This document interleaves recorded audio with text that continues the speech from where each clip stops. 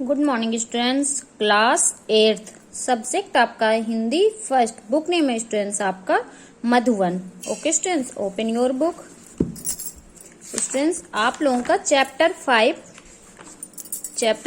था आपका सच हम नहीं सच तुम नहीं। ये चैप्टर आपका रीड हो गया था और आपको ये वर्ड मीनिंग अपनी कॉपी पे नोट डाउन करनी है।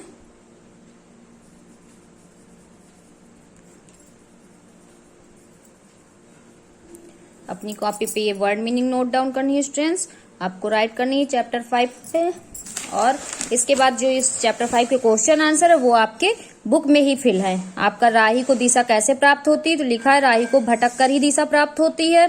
सेकंड क्वेश्चन था कविता में नत मनुष्य को क्या कहा गया है और उसकी तुलना किससे की गई, तो आंसर है आपका कविता में नत मनुष्य को मृत कहा गया है। मृत मीन्स मरा हुआ। कविता में नत मनुष्य को मृत कहा गया है और उसकी तुलना फूल के डंठल से की गई है। आपका ये सेकंड क्वेश्चन आंसर है। थर्ड है इस कविता का संदेश क्या है, तो आपका थर्ड का आंसर ये लिखा हुआ है उत्तर गा। इस कविता का संदेश यह है कि जीवन में किसी भी प्रकार की परिस्थितियां आ जाएं, हमें उनका बहादुरी से मुकाबला करना चाहिए। ये आपका गा नंबर का क्वेश्चन है। आपके इस लेसन में 3 क्वेश्चन थे और 3 क्वेश्चन के आंसर आपके ये हो गए। और बाकी आपको ये क्वेश्चन आंसर बस आपको कॉपी में नोट डाउन करना और वर्ड मीनिंग बस और ये आपका सारा बुक पे ही रहेगा। ओके स्टूडेंट्स, तो ये आपका चैप्टर 5 हो गया। अब आज हम रीड करेंगे chapter 6। Okay students, so chapter 6 है आपका स्नेह। Today date is 29/7/2021।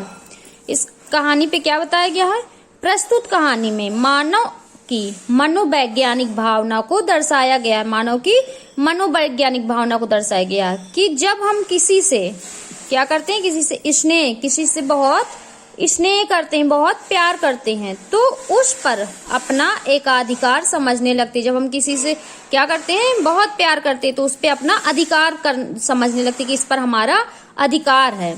तो इस कहानी पे आपको यही बताया गया। तो क्या है कि जब प्रस्तुत कहानी मानव की मनोवैज्ञानिक भावना को दर्शाया गया है कि जब हम किसी से बहुत स्नेह करते हैं तो उस पर अपना एकाधिकार समझने लगते हैं और नहीं चाहते कि कोई दूसरा व्यक्ति इस एकाधिकार में बाधा बने, यानी कि कोई दूसरा व्यक्ति हमारे इस बीच में आए।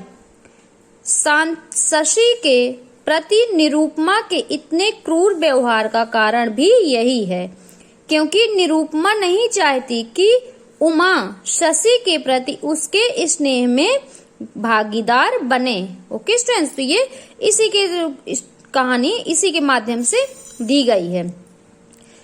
तो आप लोग स्टूडेंट्स ये कहानी है इसको रीड करेंगे और जब आप रीड कर लेंगे तो आपको समझ में आ जाएगा। थोड़ा मैं आपको रीड करा दे रही हूँ, बाकी आप रीड करिएगा।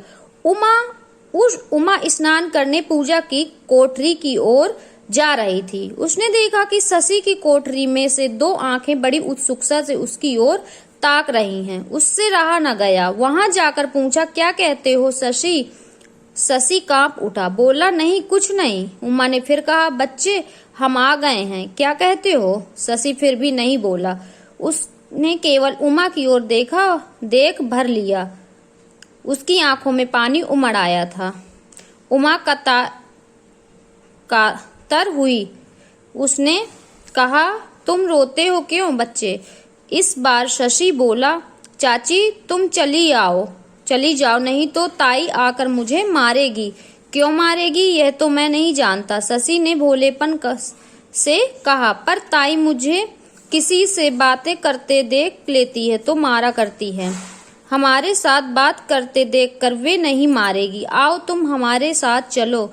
नहीं चाची, हम हाथ जोड़ते हैं, तुम चली जाओ, ताई कहती होगी, ताई आती होगी। शशि की आंखें फिर भर आईं। उमा सहसा कुछ ना कह सकी। ओके स्टूडेंट्स, इसके बाद आप स्टोरी अपनी यहाँ से रीड करेंगे पूरी।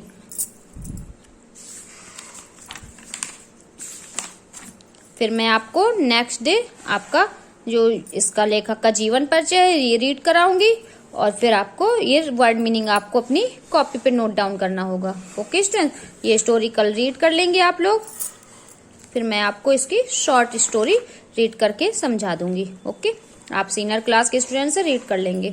Thank you.